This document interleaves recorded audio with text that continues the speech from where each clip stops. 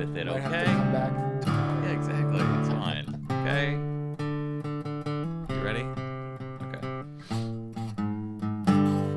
All right, we're going to jump into this like we do every week. Welcome to another episode of the Bladeology podcast. I am your host, Jeremiah Burbank with PVK, and I am here, as always, with Nick Truprin of NCC Knives. Nick, how you doing? Doing great. Awesome. And we are also joined by a guest who's a more frequent guest now, Chuck Gudradis of Gudradis Knives. Chuck, how you doing? I'm doing great. Happy to be here. Awesome. We are in person for this podcast, which is very exciting. We're going to try this new format. So we're all in the same room. Hopefully this will be a spectacular audio experience for everybody. So we're going to jump into Blade Show wrap.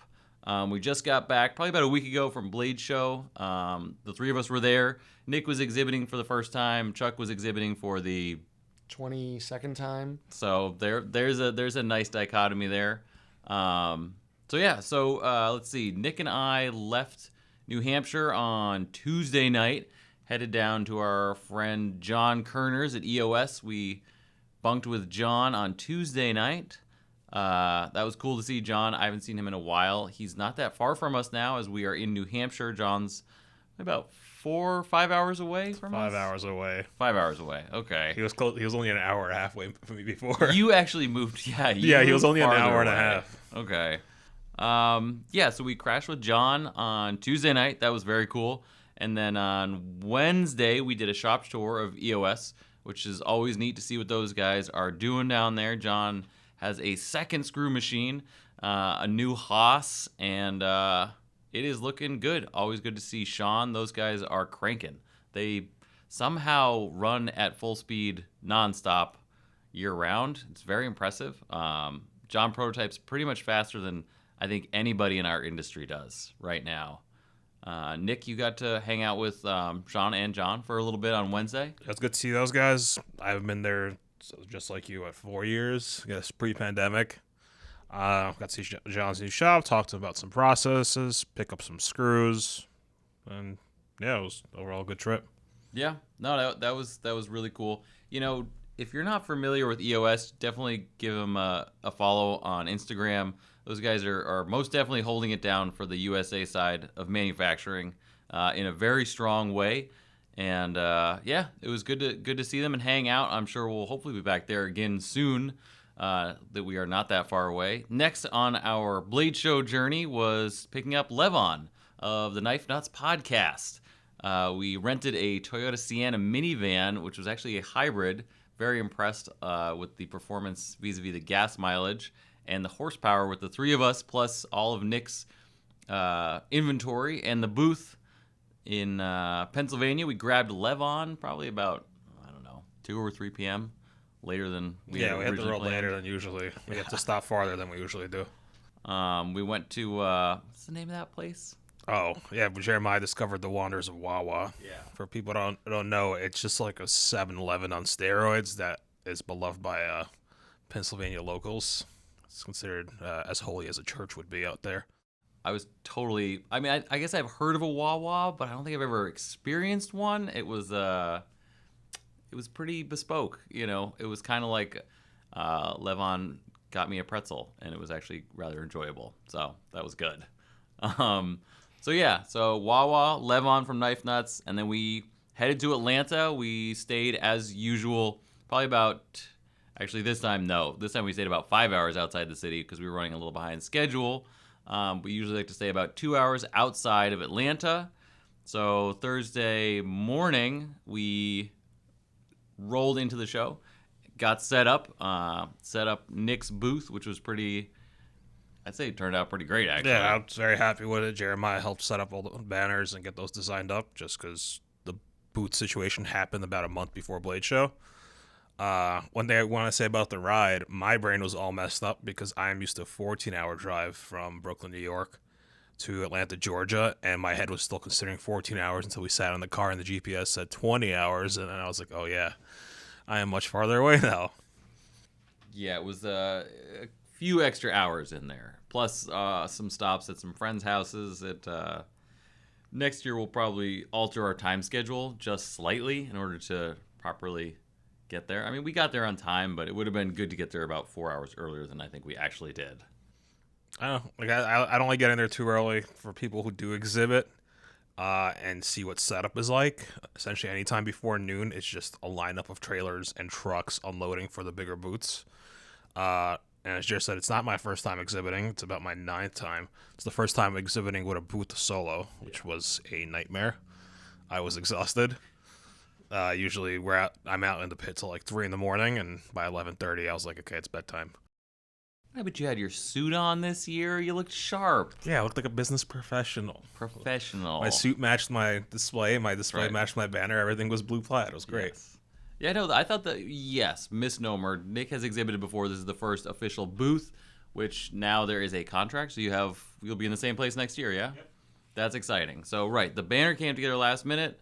I did some graphic design for that. I was actually really happy with how it turned out.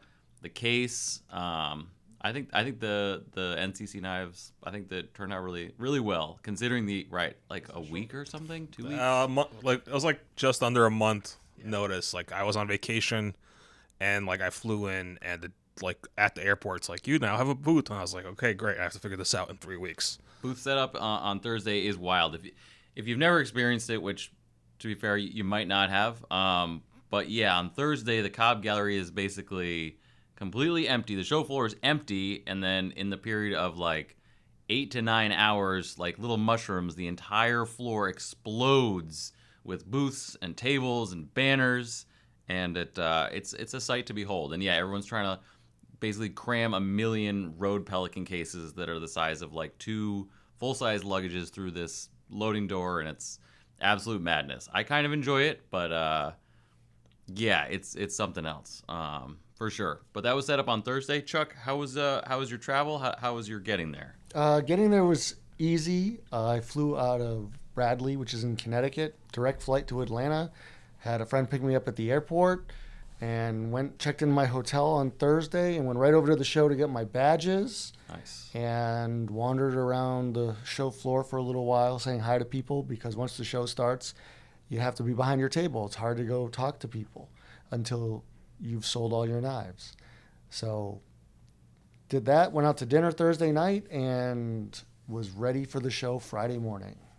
See that? Nice and crisp. Chuck, what time did you get to the show floor? On Friday morning? Yeah. I think the show opens at 10, and I got there maybe around 9. Oh, okay. All right. Okay. It was nice to see the giant line of people waiting to get in. Yes. The energy and the atmosphere of the show, or the anticipation of what people are going to buy, or what they might be able to buy in a lottery or win in a lottery. It's pretty great. There's nothing else like it, especially if, it's all like-minded people who are all into knives and share the same passion. Yeah, there's definitely an electricity in the air at Blade Show that is unlike any other show. All shows have a certain amount of electricity behind them. A Blade Show is like undeniably in the air. There's a static right before doors open and after doors open as people rush to the booths, to the first come, first serves. People literally run, even people who have never run in their lives, run to these booths for first come, first serve. It's it's very hilarious. Yeah, it's like a calm. You're talking to your booth mates next to you. It's like the only chance you kind of have a moment to get away once you're set up. Like I had to get there at 8 a.m. because I had to finish setting up the booth. But then, yeah, all of a sudden it's like, 10 o'clock, and it's quiet for a second, and you just see a wave of people just running with like loaded tactical bags and like Velcro patches, and everything's bouncing around. And it's always a sight to behold. Yeah, it's that initial rush that really just seeing those guys tear ass down the aisles. It's pretty custom. It's kind of like the start of the Kentucky Derby. Yeah, when the bell rings and the gates open and everyone comes rushing in. Right. Speaking of line, I actually on Thursday we were walking by and I had a extra exhibitor pass, but the person it was for wasn't picking up. And I was walking through and I looked at the guy that was first in line there since I believe Wednesday night. And I thought about it for a good 30 seconds. I'm like, do I begrace this badge onto this man who's been camping out here overnight for 2 nights? And as I was thinking about it, I got the text message. But almost that made this guy's entire weekend, but then he proceeded to camp out there for another 24 hours or so. Oh, where was he in the line though? Was he close No, to the door? he was alone. He was the first guy in line. Okay, all right, that's dedication. I almost did, just because he was alone. I almost did it, and I was like, What are the chances that that guy was a placeholder for somebody else? They were like gave that guy $50, and they're like, all right, stand in line for me. And they no, I saw him later in the show. He was Oh, loaded shit, up with okay. gear. Like he was there on the mission to buy some stuff. Oh, he was about it. Okay, no, he wasn't messing around. All right, okay. Yeah, doors on Friday, always crazy. Everyone's got their maps, and they've probably spent a great deal of time trying to figure out which first come first serves to go to, or lotteries to enter, and it is really cool. This year specifically, I think there were a lot of people there. I didn't get final totals for the door, but I know that a lot of the VIP and early admissions, those sold out like right away. And I don't know how many generals were left. I think they did less early birds this year. Okay. Just because I know a lot of people couldn't get them, and like I don't think that's usually an issue. I think they changed the stylings of how they wanted to do that this time. Okay. But I'm suspecting there's less early bird tickets now than there used to be. They're trying to make it a little more exclusive and not just it's an extra $20 you get in an hour earlier. Which makes a lot of sense considering, right, for $20, who wouldn't just do that? Like everybody would just be the early bird at that point. Why not get a general admission ticket? Because I did notice less early. people in that first hour than usually. But it's hard for me to tell the spot that I was in at booth 317. I couldn't see the tables or anything, so I don't actually know how well the show went because I was in this little pocket where everyone had high booths and banners, and I just literally couldn't see anywhere around me, and I didn't leave the booth the entire day except to use the bathroom, which is right next to me. So that's kind of convenient, though. Yeah, it was right down the hall. Yeah, it was like I was if I had to go use the bathroom, it was 5 minutes away from my booth. I mean, I have to say, considering that was your first booth and the last-minute nature of the whole acquisition of the booth, it's pretty good placement. No, it's a good spot, and like this, even like last minute, I was very happy with how the setup was. Next year, I am going to try to build something custom because it is a corner spot. Yeah. We went with a diagonal setup this year. The idea I got from Israel from Arcane. That's how he set it up, I think, last year. But yeah, next year, I'm going to try to set up on both walls through the corner and try to build something that's not just a cabinet. I think that'd definitely be worth it. So basically, if you were at the show or otherwise, Nick is, let's see, across the street is Nottingham Tactical in front of him, even though he's at a corner booth, and then to the opposite side on his left was the Burr King, and then to his right behind him was Gavin Hawk, the Hawk booth. I think a lot of people were at I was diagonally across from Worksharp. Just because I'm only saying that just because it seemed like it was having a lot of activity. I believe Zach in the Wild was there multiple times throughout the day on both days doing giveaways, actually all 3 days. And I didn't understand what was happening because like every couple hours, just a giant swarm of people showed up in that little pocket area between the 4 booths. And then on Sunday, I kind of figured that out. But there was quite a lot of people at Workshop. A lot of people were excited for that new sharpening system. It seems to be a pretty big deal. I'm somewhat unfamiliar with that. I actually meant to talk to them about carrying that product, but I know that like a lot of the YouTube folks like Levon and Advanced Knife Pro got like Signature Series, Worksharp, like things. Early access package, something like that. Something like that. Something like that. Chuck, how was your initial show on Friday? Initially, the show was great. Doors opened, and the first thing to go are those Switch Army switchblades that I make because everybody wants one, and it's usually easier to get one at the show. So I sold those. I had a few other switchblades that I brought, and then I actually had a few manual folders that I brought. And that's right. There's a couple of dealers who actually don't carry switchblades because of their state laws. So I was able to sell those to a couple of other dealers, and was sold out by Friday afternoon. I mean, that's hard to complain at that point. That's pretty good. It is. Okay. That's the best part of the show. And then you can go wander around and buy materials and talk to people and actually see the show. I also entered a knife this year for judging for most innovative design and best miniature, and I ended up winning best miniature for this tiny little folder I made that had a 1-inch blade. It was 2¼ inches overall. And I finally received the award in the mail on Tuesday. Nice. Which was kind of nice. Okay, well, let's dive into that a little bit. Tell me a little bit about the miniature, the process of entering. I'm kind of like, can anybody just enter these Blade Show things? But start with the miniature. I'm rather interested in that. So the miniature had a 1-inch Bob Eggerling mosaic Damascus blade, had Damascus bolsters that I had made myself a long time ago, and gold lip pearl scales. It was a friction folder, but the whole thing was screwed together, and it was just a smaller version of a larger knife. It took almost as much time, as much work. It was fully functional. It was sharpened, but it was miniature. There are people who only collect miniatures. And the guy who the award is named after is Yvon Vachon. I'm probably butchering it terribly, but he made the most incredible miniatures. He made miniature Swiss Army knives that had 10 or 12 implements, all to scale, and were all fully functional, that looked just like a Swiss Army knife. He even made miniature cut and shoots. I don't know if they actually fired. They might have. But if you Google him, the stuff that he did was incredible. So the award is named after him. If you are a table holder, you can submit a knife for judging. There are a plethora of categories, from best in show, best hunter, best slip joint, most innovative design, best of the rest. There's a new one. I'm not familiar. I couldn't enter anything. It's a category that combines handmade and machine-made knives. So if you have parts that are water jet cut and you hand grind the blade, it's a combination of those two processes. Yeah, so I heard about that one. I wanted to enter. But as a booth holder, we have different award brackets. Really? Yeah, they're mostly scaled around production stuff. So I talked to him. Goes, you can't answer that. So that's why I heard that before, but I forgot about it. But yeah, so booths and tables have two different award brackets. They don't commingle.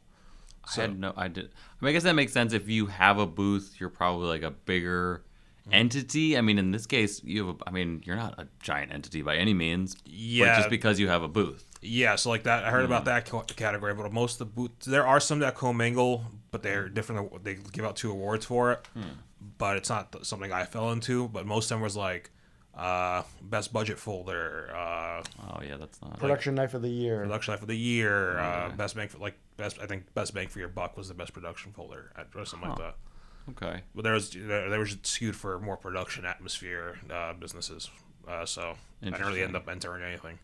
Okay. So that's interesting. I had no idea that there were two different brackets for booths versus tables.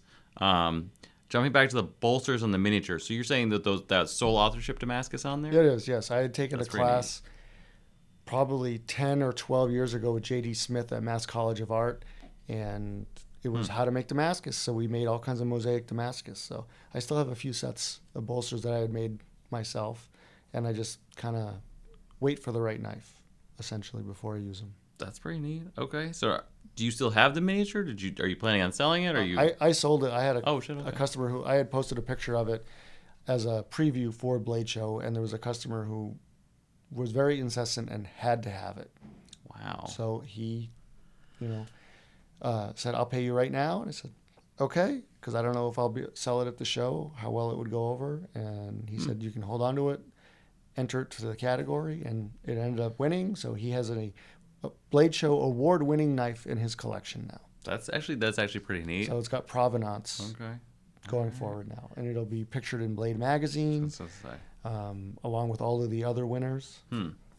I wonder, and you obviously don't say, but I wonder if that's the same collector. Is this collector a huge collector of miniature knives? Yes. Okay. So I wonder if it is Were they at the show? He was not at the show. Okay. He took this year off.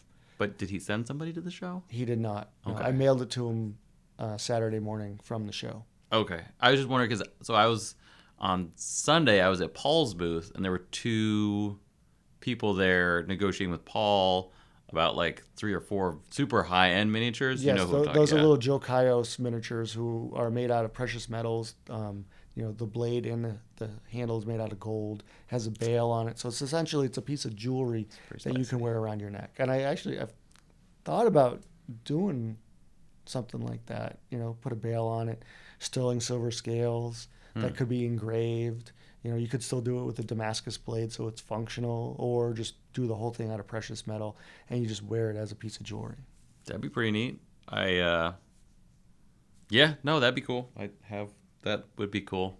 So, interesting. Okay, the miniature knife thing is fascinating to me as a subsect of everything that we do. And again, seeing those two representatives of a collector at Paul's, I was like, oh, I wonder.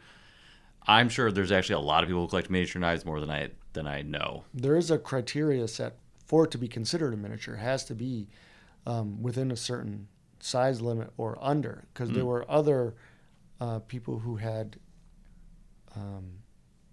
contributed knives in that category, and when I went to retrieve mine, theirs was much bigger than the one I had submitted. And right off the bat, I knew that they were already out because they were just too big. Gotcha. Grace Horn won last year with a pair of scissors that were like a quarter of an inch in size that she had made under a microscope.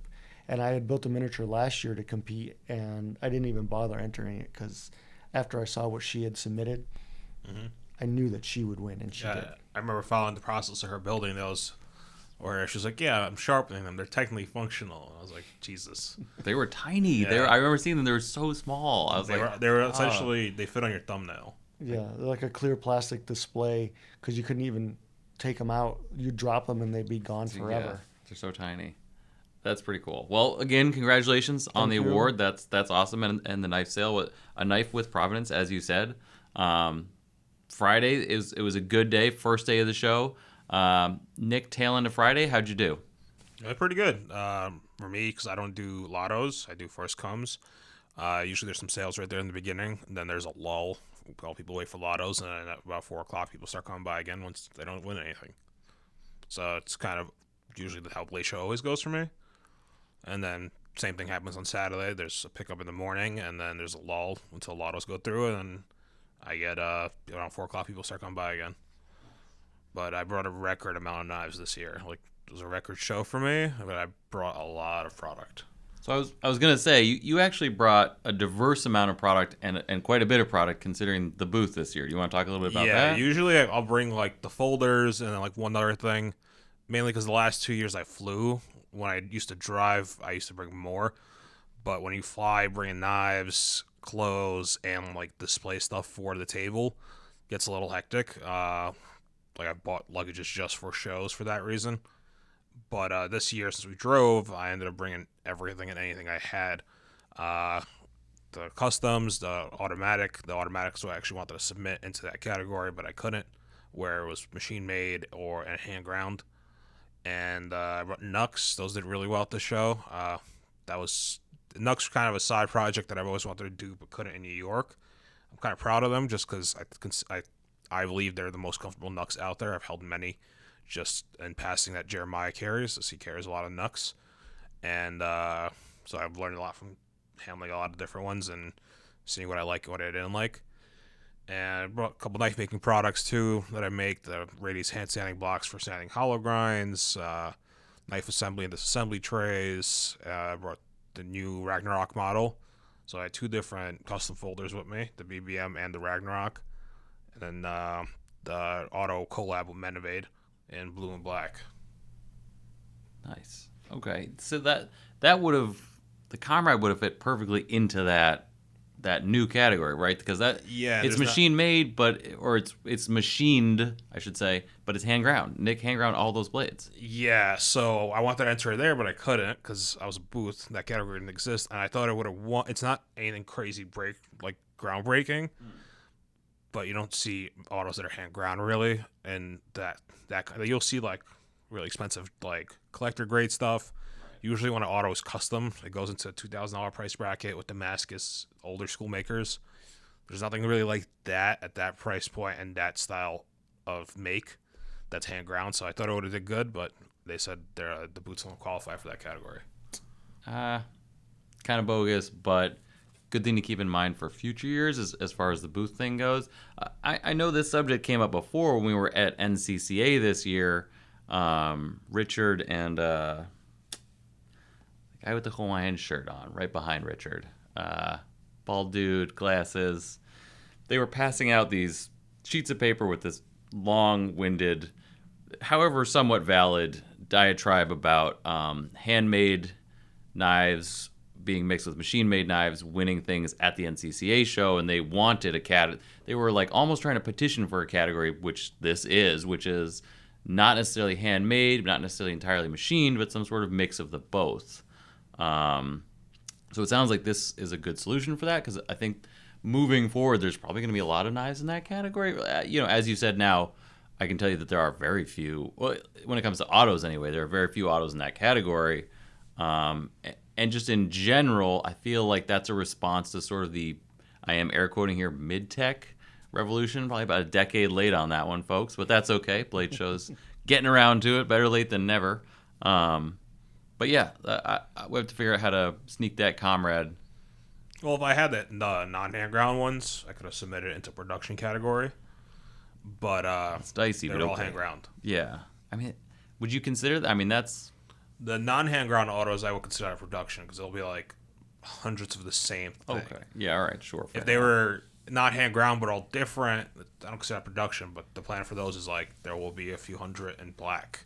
right, Like those are going to be made in scale, so that would be considered that a production product. such a weird. I mean, I completely understand it, and we're not going to dive all the way, get lost down that rabbit hole. Yeah. But like the Shrike comes to mind, Scott's knife.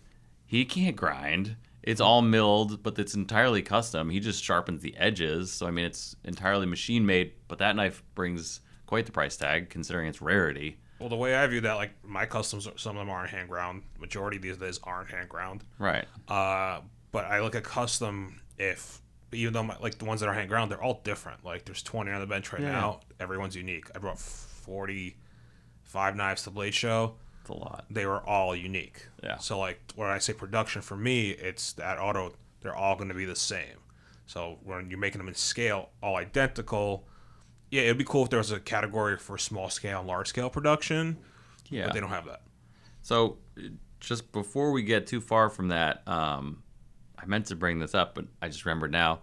So this year, as in the years past, I have a full page ad in Blade magazines that I run all the time, and I usually do a supplement for the Blade Show pamphlet, I guess. I forget what they call it exactly. But so this year, instead of doing a PVK ad, my friend Nick was doing a booth, so I gave it to Nick. So we ran, again, extremely last minute.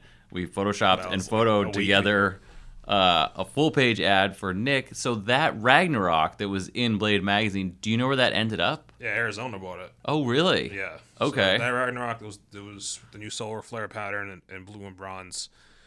Did a matching, what I called sunrise and sunset. That was blue and bronze with all bright accents, and then the sunset was purple and bronze with all Zerk accents.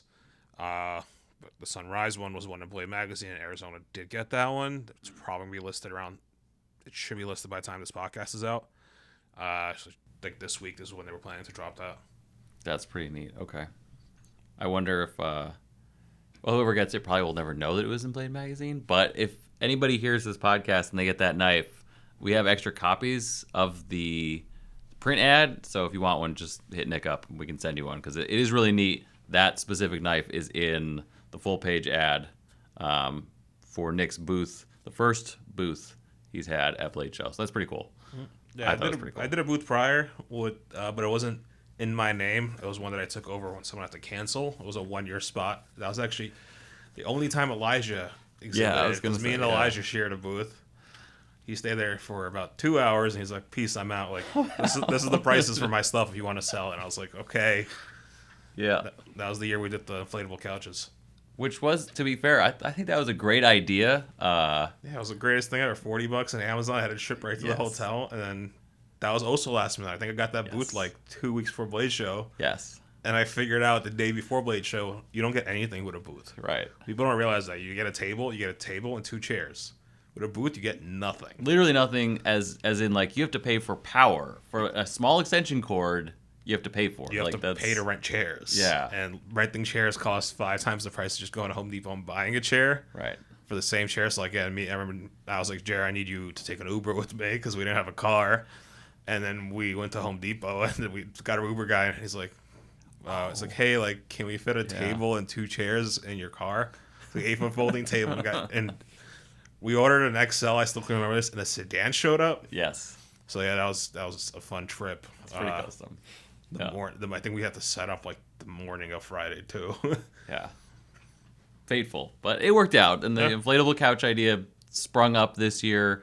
Gavin had to take over Surge's booth, and they were like, I don't know what to do, so I happily passed on the idea of the inflatable couch. I'm like, just go on Amazon, get an inflatable couch, 2 days, and then you can inflate it 3 hours after the show opens beside Nick's booth while causing a huge racket. Yeah, in my booth. Yeah. Like, can we take your power? And I was like, sure. Sure, it only costs a great deal. And then for like 15 minutes, all you hear is zzzz of like the motors of the inflatable couch, and everyone around is staring at me. Yes. Because they think they're inflating it from my booth. And I was just like, no, it's these guys. But I stole that idea from GAFCO from like 2018 or 17. See, there you go. The idea continues to rotate. So Friday was great. Friday night is always fateful in my personal opinion. So Friday night, as you know, as an industry sort of thing or whatever, however you want to quantify that, people tend to go all out on Friday night because everybody had a good show. They're celebrating. They're with their friends. So I think generally Friday and Saturday, I think Friday people usually go ham and end up regretting it a little bit on Saturday. So Friday night in the pit was extreme, but I think we got there a bit later. I don't even remember Friday.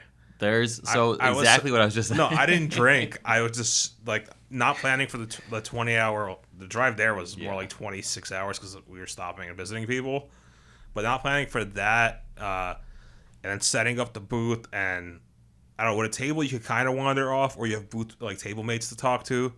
Like, just you turn your head and there's 6 people to usually talk to. Where with the corner booth, you have walls, so there's no one to talk to. I was just standing in my booth. I didn't leave the entire time, so like I was just dead. Like I said earlier, I'm usually out at the pit till 2-3 in the morning every day, and around 11:30, I was like, I have to get out of here. Like Saturday was, I don't even remember Saturday. I was not okay. Oh yeah, on Saturday you were kind of like you were a little bit out of it. Yeah, until about 1:00 on Saturday, I would just talk to people and then just like space out, look in the distance, and like start to slur and be like, I'm sorry. Yeah, I'm just, you know what, I'm I'm just sorry. Yeah, and like around 1:00 it was better, but like no, like Saturday was not okay. Thankfully for the booth on Sunday I was already okay. I don't know if it was lack of sleep or just what, but yeah, Saturday was horrible. Sometimes it takes a little bit. It's all part of the trip. Chuck, how was your Friday night? Friday night I spent a little bit of time in the pit, but like Nick, I think around 11:30 p.m. I had had enough for the day, enough of traveling, and I wasn't drinking that weekend, so I decided to go back to my hotel. It was a pretty low-key weekend for me. That is a healthy choice, I have to say. That's actually very... I got to sleep in late on Saturday, went over to the show, manned my table for a while, talked to people, walked around and looked at more materials again, looked at knives, looked at watches that people had that, looked interesting. The highlight of my Saturday was going out to dinner. I had a nice group of people that we went to this restaurant called Canoe, which is right on the Chattahoochee River. And I had kangaroo for the first time. Oh, yeah, you texted me that. I'm like, what the hell are you talking to? So wait. All right, so hold up. First of all, I was on Friday night, I was hearing a lot about this Canoe restaurant. And they're like, oh, blah, blah, Canoe. So then you went there.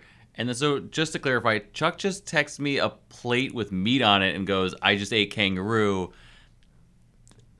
I should have taken that literally. I obviously quite didn't because I saw it and I was like, I don't know what you're talking about. Like, voice, I do a lot of voice to text. So I was like, yeah, clearly it's voice to text. Like, it's not kangaroo. So you actually had kangaroo at Canoe. It was an appetizer. Okay. It was Japanese in style with some udon noodles and a soy sauce base. And it was fantastic. Okay. It was similar to lamb, a little gamey like lamb is, but it was wonderful. I would totally eat it again. Okay, see, I love lamb. Lamb is like I would take a well-cooked lamb over like a good steak. Okay. So that sounds like, okay, so that might be right up my alley. It would definitely kangaroo. be right up your alley. And then for my entree, I had duck. Okay. So it was kind of a little bit of a game dinner. Okay. I actually now remember what we did Friday. Well, he had a lavish dinner. We had fried chicken. Yes, we did. We had an 18-man crew rolled up to like, what? It wasn't the sketchy part of town, but how did the Uber driver describe it? Interesting. It's the most interesting part of the city. Most interesting part of town. Like, we get in the car, and the first thing the Uber driver said was like, "Where'd you guys come from?"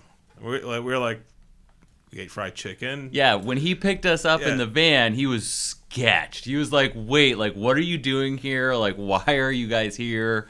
And as always, like an Uber at Blade Show, it's people from all over the place. Everybody looks different. Everyone's talking about like God knows what. The Uber driver was immediately sketched out, as they always are. But he really wanted to know what the hell we were doing at this part of town. As we found out, so that place is a 65-year establishment. So it's been there forever. Yes. But now that main street that was on is now just all like sex shops, lingerie stores, and like strip club-esque environment, I would say. Yeah. Not even that. Just like stripper supplies. Yeah. Like lingerie, but not like let's take your wife or your girlfriend to get lingerie. It's definitely like it's stripper supplies. Like, oh, that's dental floss, and those are like 8-inch heels. Like, okay. Yeah, there's like some Tokyo place. He's like, oh, so like that place there is like an actual video / sex shop / like party place, and we're like, oh. And then that's when we're like, wait, is that why you asked where we came from? Just like 5 dudes roll up into an Uber. Yeah, he was. Like, no, man, we were just getting fried chicken. We're just getting fried chicken, man. It's totally fine. That was with Matt Diskin, Joe, and the whole David Mirabel, Matt Diskin, John. Oh no, wait, John wasn't there. No. John was too cool. And then the Gavin Hawk crew, which was like 1, 2, like. We had like 16 to 18 people. Yeah, we had so many people that it was easier for us to tell the hostess to split us up to 4 tables, and then we still took forever to get our food and drink. We closed the restaurant down. Basically, we were the last people eating. The fried chicken, I didn't actually get the fried chicken, so I don't. Was the fried chicken good? No, fried chicken was good. Okay. Yeah. All right. I wasn't feeling it, so I got something else. I don't think of it. Matt took care of the reservations this time, and usually you do it. Yes. And then the last time Matt did it too, and we also had fried chicken at that time too. That, I hadn't thought about that. That might be a thing going on there. Yeah, if Matt looks at it, just you're having fried chicken. The last 2 times I tried to shoot for the stars, and it was like, okay. And then this time we did see it, but I think you're right. I think last time it was... Okay, well, that's a mental note that I will make for the next show. Both places he took us to in Nashville, fried chicken. Okay, but in Nashville...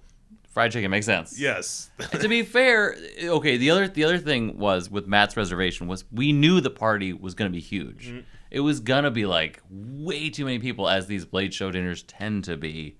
So, yeah. Anyway, that's right. We had fried chicken. We got back to the pit. Right. There was a whole thing. Probably top 5 to 7 Uber rides I've probably ever had while trying not to completely urinate myself from laughing.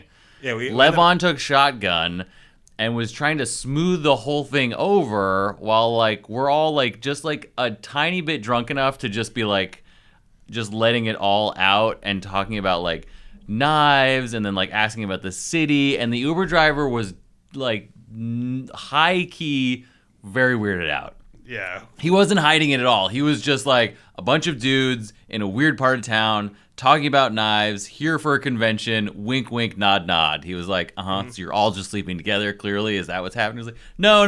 We're all just buddies and then we pull who up touch knives. Yeah. Like, and no. And then, like, right before we pull into the hotel, he's like, well, are there chicks at this event? Yeah, oh, yeah. We're like, well, give it 20 seconds. You're going to make that U-turn and you decide. And we pull up, and it's just all tactical, like, dudes out of patches and backpacks in the pit drinking, and then there's the cosplay, like this year Blade Show, like people are cosplaying now. Yeah, I saw a couple guys with like broadswords and kilts. I mean, I feel like that's no, not the kilts abnormal. is always a thing. Yeah, like, people were in actual like. Were they? Yeah. Oh, okay. All right. Like Game of Thrones cosplay. No, like the Smoky Mountain dudes were like in Star Wars stuff. Right. Those guys were dressed up like Star Wars and characters. Then they were pilots. The Bally kids in the other room were also like actually cosplayed. And yeah, so like he pulls up, Okay. and I was like, and he looks around, he's like, oh, okay. Oh, okay. Just a bunch, yeah, a lot of dudes just drinking and then cosplay going At on. least and he's there's like, girls there, like, whoa, guy, not at Blade Show. Like, there's definitely like 6 total, maybe 7. Yeah, That's they're all it. the wives that are just brought along. Like, that's it. And he drops us off, Yeah. just like, okay, bye. Bye, I'm leaving now. Yeah. No, that was, yeah, that was Friday. Saturday, Chuck, you were material shopping. You got to walk around a little bit. Did you get any cool materials? What'd you get? What'd you see? I bought pearl. I've been Okay. on the hunt for some pearl, and I bought some nice sets of white murder pearl because it's Nice. getting more and more difficult to find in certain sizes. But other than that, I have so much material at home that I've decided I need to really go through a lot of it before I continue to restock. Like I have a whole drawer of G10 that's just about every color that they make. And I try not to make a lot of the same knife or the same color scales. So I keep buying more and more to just have more variety. So I really need to whittle that down to a more manageable amount of material. Actually, I think I remember the last time I saw that drawer. There's like just sheets of G10 with just like 1 or 2 scales cut out of it, and it's just Yep. all of them have just a little bit used, and it's mostly just completely unused. Correct. Okay. That's exactly it. Because I don't want to bring, 8 knives and have 3 of them all have the same color. I want a variety for customers to be able to pick and choose and have their knife be a little more unique specifically for them. Yeah. All right. I mean, I think that's totally reasonable. So I think the Pearl game is starting to get pretty strong. Like I know in past years you've definitely been collecting Pearl. I know Bill is always collecting Pearl, but I ran into a few other knife makers this year who are also Pearl hunting. So I think the Pearl thing is becoming very serious. I think the scarcity of the material has caught on. And I think people are on the hunt, which usually means if you read it in the Wall Street Journal, it's too late. Like, you done messed up. So, This is actually the first year I didn't buy Pearl just because I didn't leave my booth. there you go. I buy Pearl every year, only a Blade Show. I made 2 builds with it. I just stock it up so much so that 2021 Blade Show, I think 2021, I had to fight with Stan Wilson for some Pearl. This old knife maker right in the front by the doors was retiring, and he was just selling off all his natural materials. And like this is Pearl that doesn't exist. It's stuff that he's bought in the 80s. We're talking about 3/16 thick, 1.5 wide, 4 inches long, like full scale, and something pretty thick that had a lot of fire in it. And they had 6 pieces. And I walked up first, and Stan walks up. As I was looking at it, he's like, "I'll take it all." And I was like, "Oh, Stan, I want some of this," and we decided to split it. And then another knife maker, another very legacy name in the industry, walked up too and was like, "Oh, I'm interested in this." And the guy's like, "These 2 are taking it." Nice. Okay. They're trying So to you have a giant selection of Pearl, which you're never going to use? That's pretty cool. I just stock it because it's natural materials. It's over harvested. Like you can't get big pieces anymore. Like Yeah. a big piece these days is like 1 inch by like 3 inches is the biggest thing you'll really find. So you won't make a full scale or a full bolster. Block or something You with it. made an auction knife I did an with auction knife Pearl a few in year ago. 2019. Yeah, I remember that. It looked good. Yeah, it essentially was the front of a Jeep Wrangler bumper. Those 2 rounds, and then the grill part, and then the collars were in Mother of Pearl.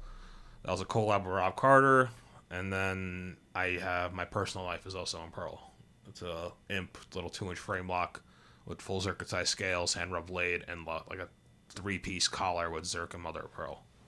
Black and white tuxedo build. Yep. Very nice. And I have another build planned, another personal build that I've been wanting to do for 5 years, but I was waiting to make the Ragnarok.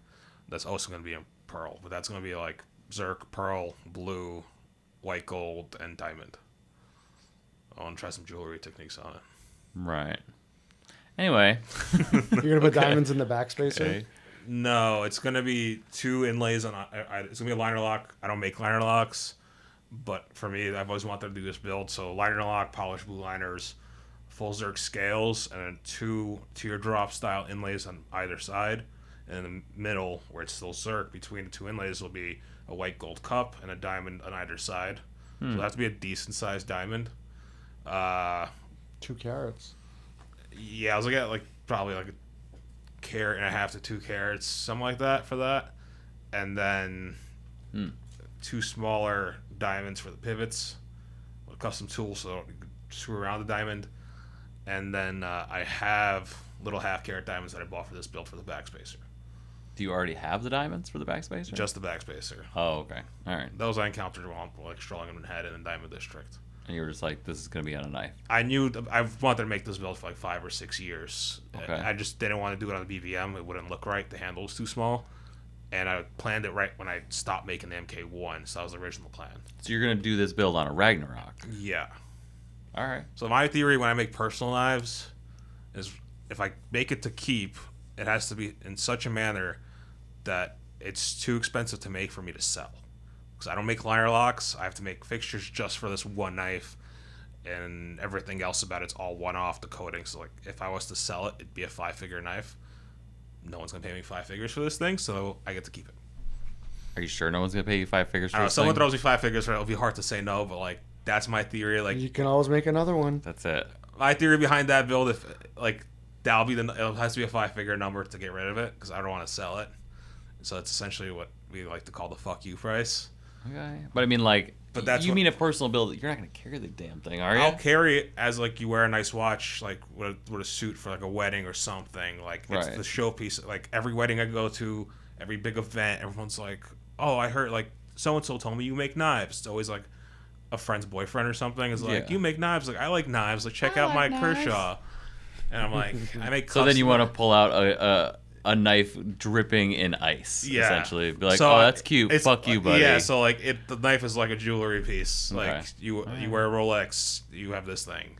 I'm not gonna show like I make this thing that's like tumbled in rocks and dark and distressed. Sure. That's fine and all. I use those and beat those up. Like that knife would literally just be for like cutting my steak at a fancy dinner or like at an event. All right. So you'll have to carry 2. One for show and one to actually use. No, I'll use that just like for cutting a steak at a fancy event. Okay.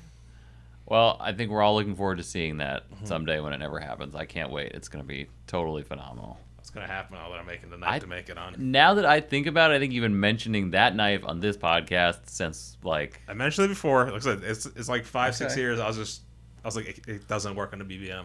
sure. But on a Ragnarok, on the new model, on the Ragnarok. handle, so I can okay. do it. All right. Okay.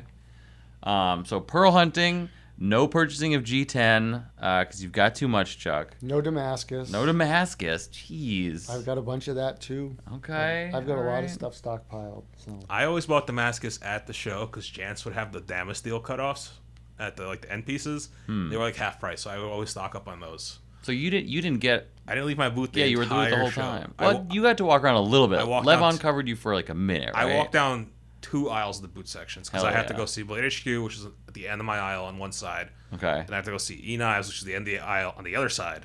yeah, I walked around with you for Yeah, you short while. walk those 2 aisles with me. That was, and I did that one more time because I had to go back to both of those dealers. Okay. That's the only area I saw, and I went by the engraver booth, the GRS guys. They were right there just to Yeah. get some pamphlets for one of your employees. Right. Yeah, and they were doing a deadlock.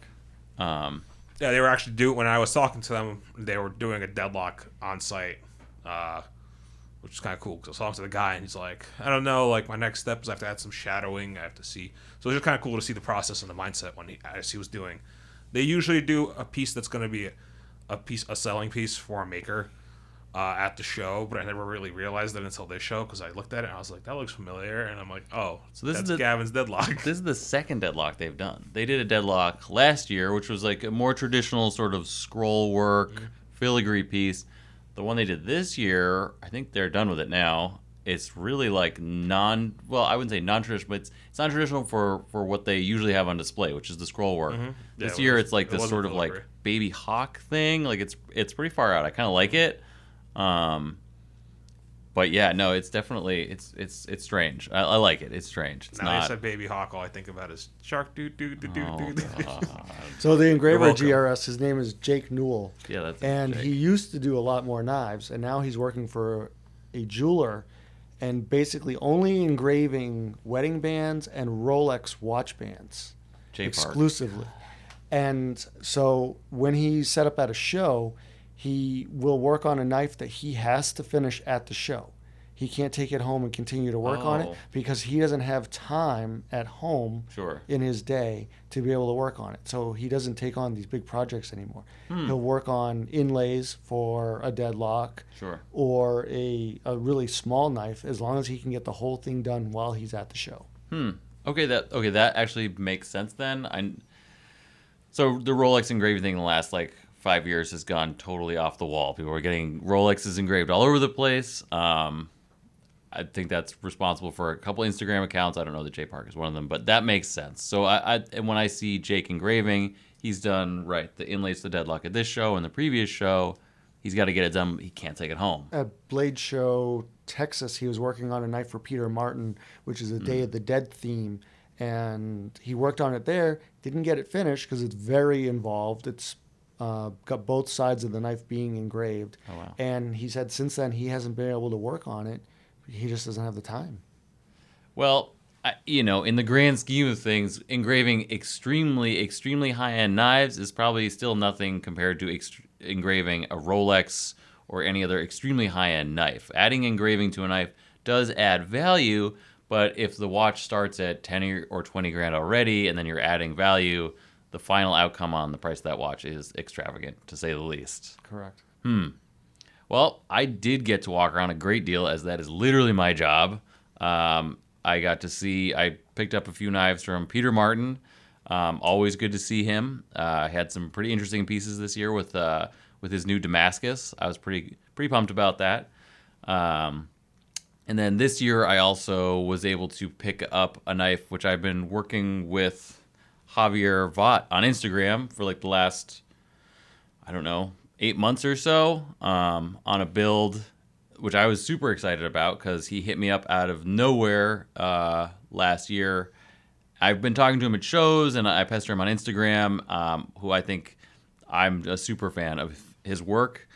He made me a Chris Blade Auto this year, so I picked that up from him. That was very cool. I saw Brian Biegler. I always have a very hard time finding people in the tables. It seems like I can find you. You're up front. It's very easy. Like, okay, there's Chuck, there's Kirk. Like, but when it gets deep into the tables, I don't know. I think Blade Show needs to do a little bit better job marking the aisles, because if you look on the floor, it's like this generic number letter. You don't really know where you are. Even looking at the map, I don't understand why we can't just do a little bit better job there. Maybe just like banners that say the aisle number or something. Maybe I'm just the only one who it seems illogical to. But They used to have banners at the ends of each aisle. Oh, wait, they don't have. I was gonna say they have banners at the ends of the aisles. okay, even then, you're not at the end of the aisle. You're in the middle of the aisle, and you're looking around going, I don't know where I am. Some people are courteous enough to have their table number on their table. Most people don't, because most people are like, people are looking for me. So if you're in the tables and you're looking for a maker, just make it easier for us, Blade Show, okay? Like, it'd be good to be able to... Like, I can find the Valtons. The Valtons always have a giant banner above their booth, and it's like, oh, there's that Viper. Like, I know what I'm looking for. I did pick up some VMX knives, which is the Maverick Valton collaboration. They had some frame lock dual actions, which was pretty neat.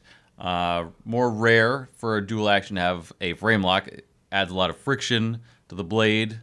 Those are really cool. Have those on the site pretty soon. We're still kind of crunching through a lot of Blade Show photography. A lot of knives this year. I made it to the second room. I don't know if anybody got over there to see the goddamn pirate ship, but I did go see the pirate ship. It was cool. It was a very pirate ship like in the room.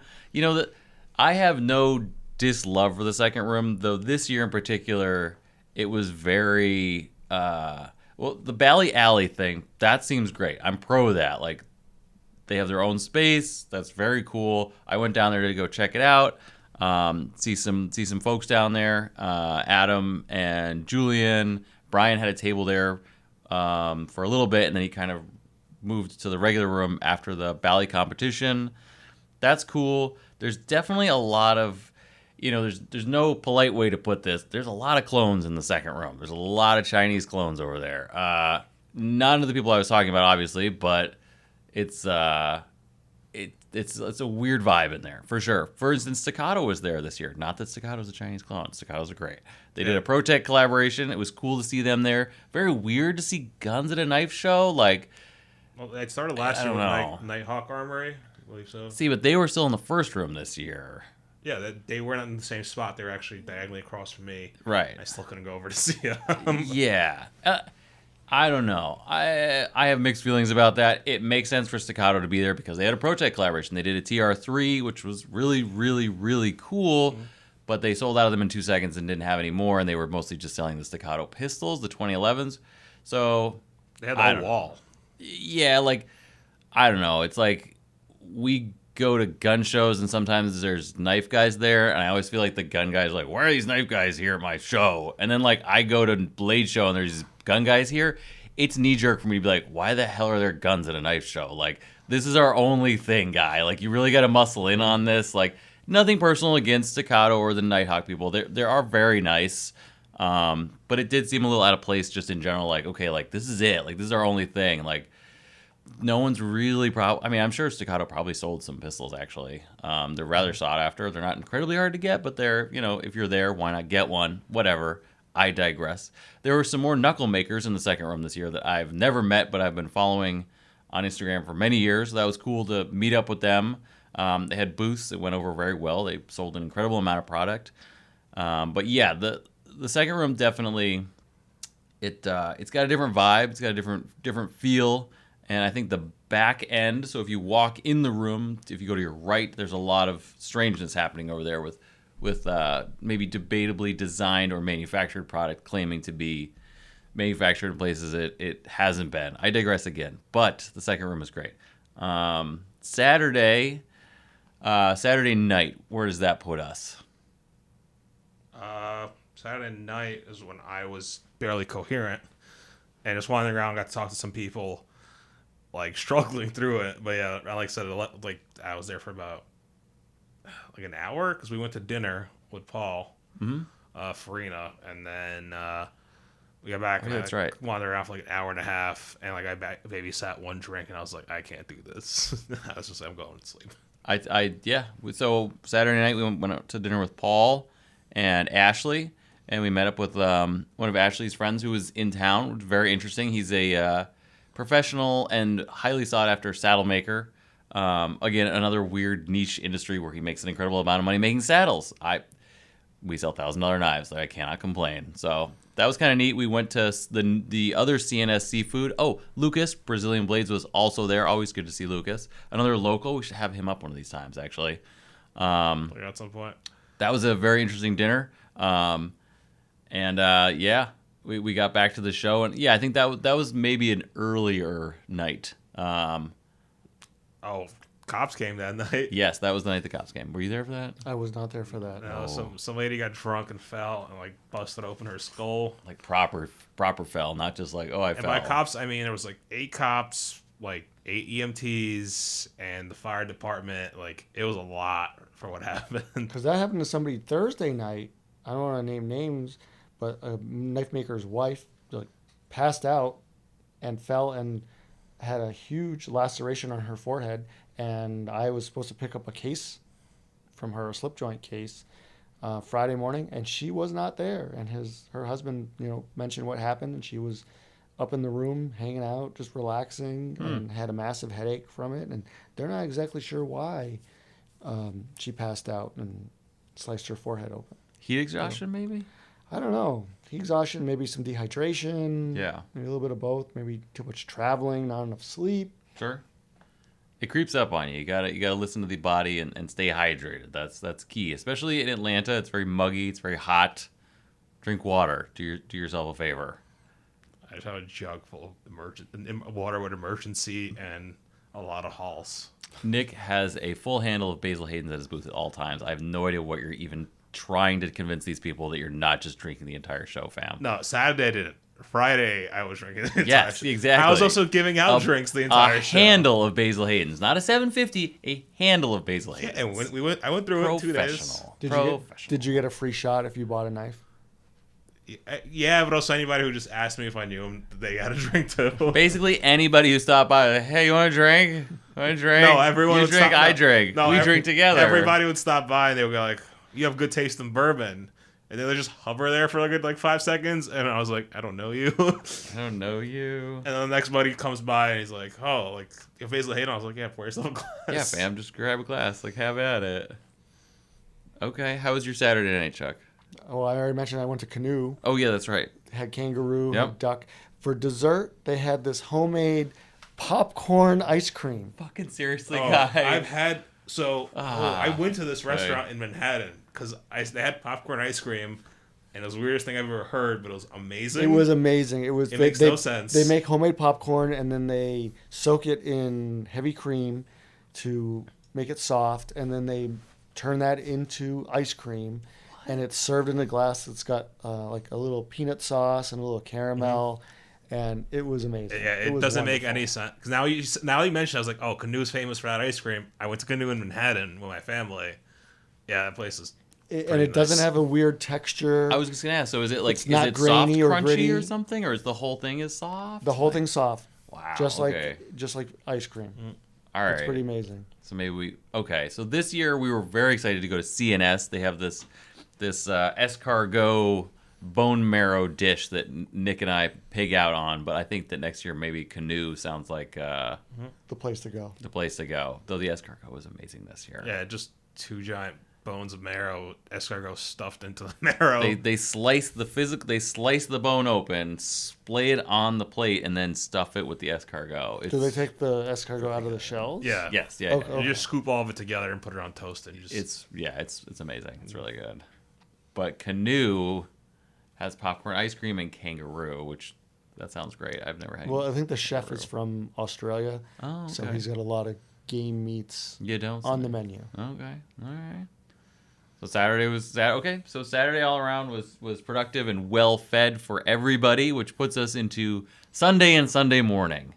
Show opens Sunday morning. Sunday's a crazy day. So Sunday is traditionally there's a lot that happens on Sunday. Sunday's the end of the show.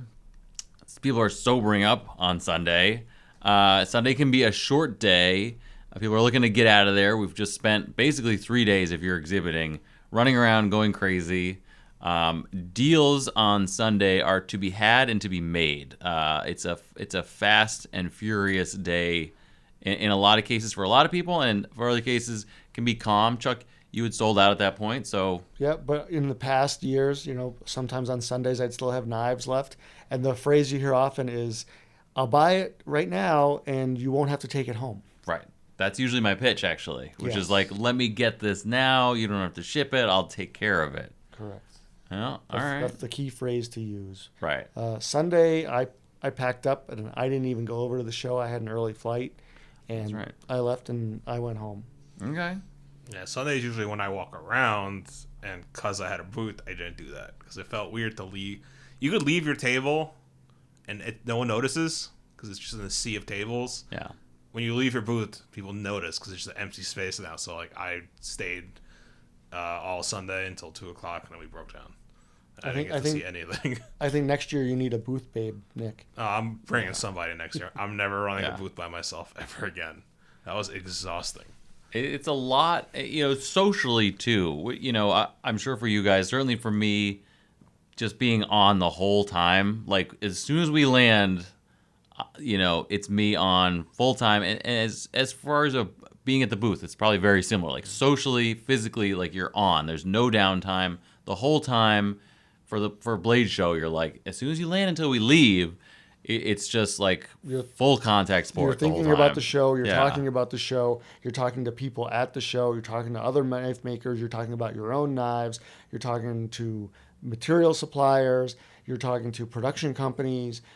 And you're just talking the whole time. You literally need to, like Nick said, you live on halls so you don't lose your voice. Yeah, I learned that one in And 2019 because I just lost my voice every year. yeah, and I hand them out to people around me, so that way they don't lose their voices. And now people who I used to give them to bring their own because they've learned. There you go. But like you said, yeah, you're on the whole time, on red because you're there to sell your knives. You can't sell them if you're not at your table or your booth. And the whole point of you being there is to sell what you've brought, that you've worked really hard on for months ahead of time. And this is where it all comes to fruition. That's it. It's a full contact sport, basically. Blade Show is no joke. And the thing is, on Sunday, I did get some pretty good deals on Sunday. And it's tough because basically you hit noon, which is midday generally, but people are just kind of warming up at that point. So from noon till about 2 to 3, depending on where you are, is trying to run around and say bye to everybody, make your final whatever it is, deal, sale, or purchase. And then as soon as that clock hits about 2:30, like that's it. Like whatever the fuck you're doing, it's tear down as fast as you humanly can. So earlier when I was introducing the setup for the Cobb, on Thursday it's very rush in, but also laissez-faire setup because there's no real rush. So it's like you have 8 hours. You have 8 hours to set up. You can walk around, see your friends, come back, put your tablecloth on, go see some friends, come back, put your banner up, go see some friends, come back, put your light up. But at 2 to 2:30 on Sunday, everyone is moving as fast as they possibly can to break down their booth, their table, whatever it is, they're tearing it down, and they want to get the heck out of there. And I'm sure somebody's done a time lapse of it. I think I might do one next year, but like the entire floor by like 4 or 4:30 is like, it's a ghost town. Well, 4:10, the workers come in and start rolling up the carpets. That's it. So like you have a sea of blue with the carpets, and then by like 4:45, it all turns gray. They roll up, like they're really efficient.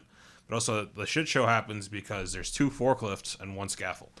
Yes. So a lot of the booths have big machinery. Whatever they need access to the forklift, or some people have overhead banners that are hanging off the rafters. They need access to the scaffolding.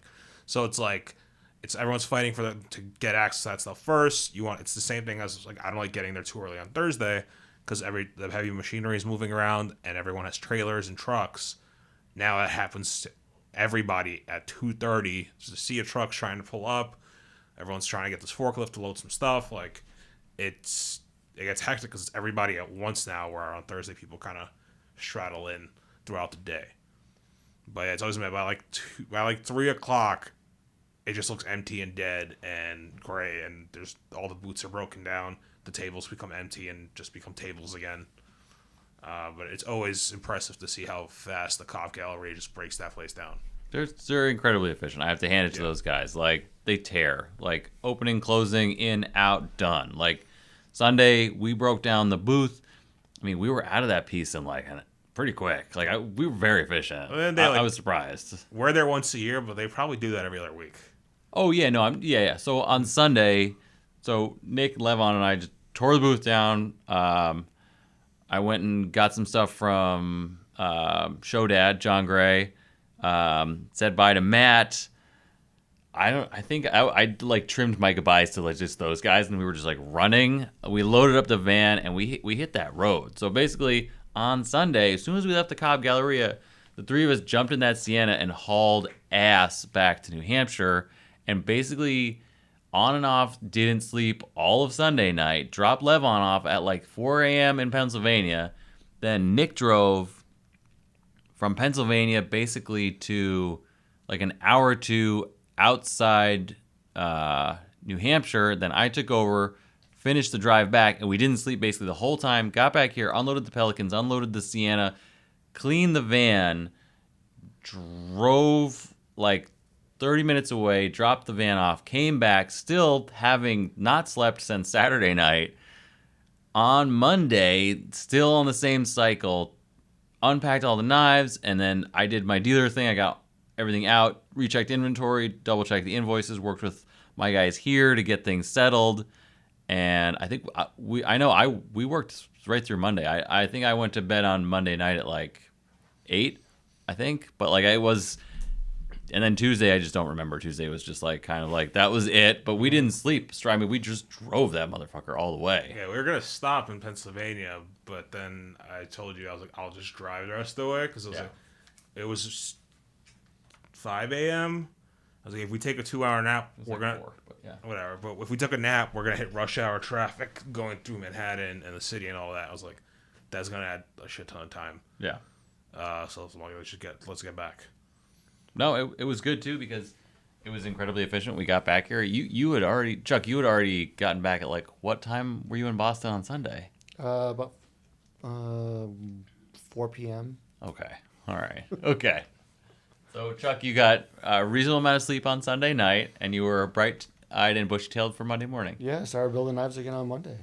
I ended up sleeping. Okay. My body shut down. I think I slept for 14 hours on Sunday. Monday No, night. Monday night. Yeah. Yeah, I went to bed at like 9, and I woke up at like noon. I definitely there's some alterations to our show schedule next year for sure. We got it done this year. That being said, it was always a blast. It was great to do Blade Show. There's nothing else like it really, and it was, I think it was a good year for everybody, right? Yeah, the attendance was amazing. When I walked around, there were aisles that were literally packed like sardines. Like you had to kind of like push your way through to get past people because they were so busy. I was surprised and happy to see the attendance this year. I guess my inside voice was two different voices, one of which was thinking, socioeconomically, where are we at? And then the other one was like, oh, this is amazing. Like there's a huge amount of people here. Like, and there were also international makers and international buyers, which over the last couple of years there weren't as many of. Yeah, the last 2 years they still couldn't fly in. Yeah, because of COVID restrictions. Yeah, like 2020, like Brian Beagler was talking about it. In 2022 and 2021, he was literally an island because he's in the area with all the Japanese sword makers, and they couldn't come here. Yeah. So he's like, I was just literally an island. There was nobody for rows around me. I am alone. Yeah. I am alone. But that was weird. The first year, 21, when we did the show, it's like, it was a quarter of the tables were just empty. Yeah. Because it was all international people that couldn't fly in. Yep. All the international clients and makers were there this year, which was very cool to see. And I think attendance was up because of that, definitely. I mean, for many reasons, but that definitely helps. I think a lot of people had the maker that they wanted to come see there. Blade Show. Anything else I'm missing? Covered 3 days. I came back and got full gun ho on machining parts to make the Ragnarok. Should be doing drops regularly. We got parts going. Depends on when this gets uploaded. Could be this week. But, yeah. What are you working on, Chuck? I am building knives for my next show. I'm doing the Pacific Northwest Invitational in Portland, Oregon. It's actually in the seaside this year, so it's about an hour and a half west of the city of Portland on the coast. That's Saturday, July 29th, and I believe the show is from 11 a.m. to 7 p.m., but I'm going out a few days early to actually turn it into a little bit of a vacation because I've never really explored that part of the country. Chuck, are you going to be doing any fishing while you're there? I'm thinking about it. Maybe do some sturgeon fishing. Okay. I've never caught one of those yet, so it'll be something neat to do. Yeah, it's on the list. I hooked Chuck up with the sturgeon dude. Apparently, I never was able to go. The NJ Steel Bearing crew goes every year when they're there. But apparently, it's like some pretty big monster sturgeon that you have to catch and release. And it's a whole private reservoir.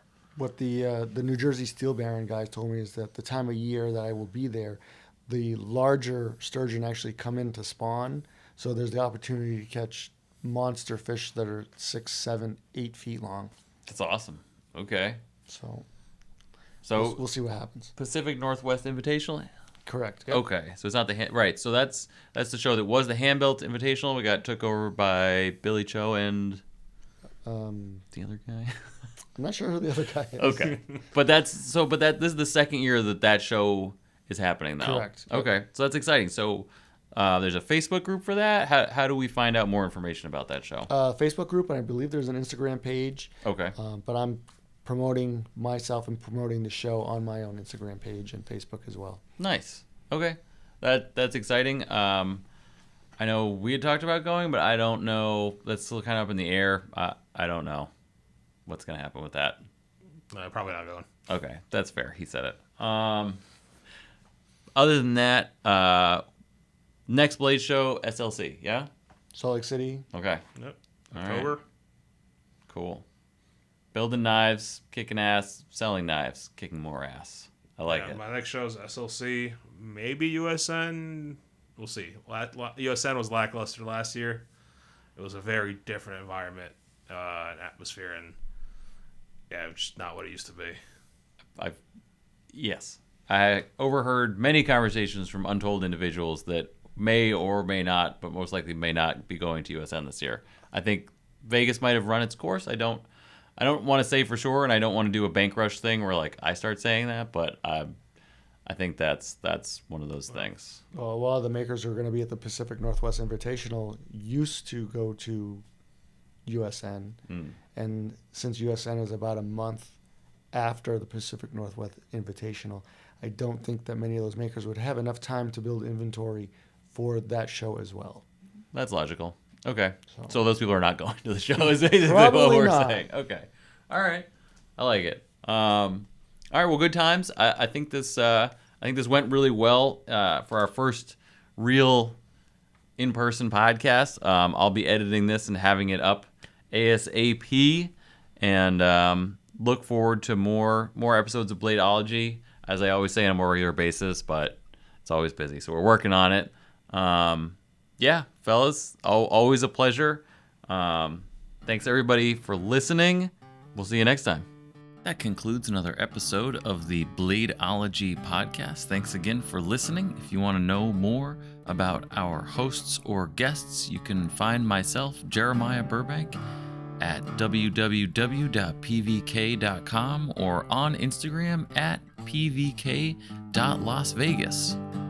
Nick Chuprin can be found on Instagram at nccKnives or on his website, www.nccKnives.com. Chuck Gedraitis can be found on Instagram at Gedraitis Knives, which is GEDRAITIS Knives, or on his Facebook group, Chuck Gedraitis Handcrafted Knives. And as always, if you want to contact the podcast directly, best way to do that is to shoot us an email, bladeologypodcast@gmail.com.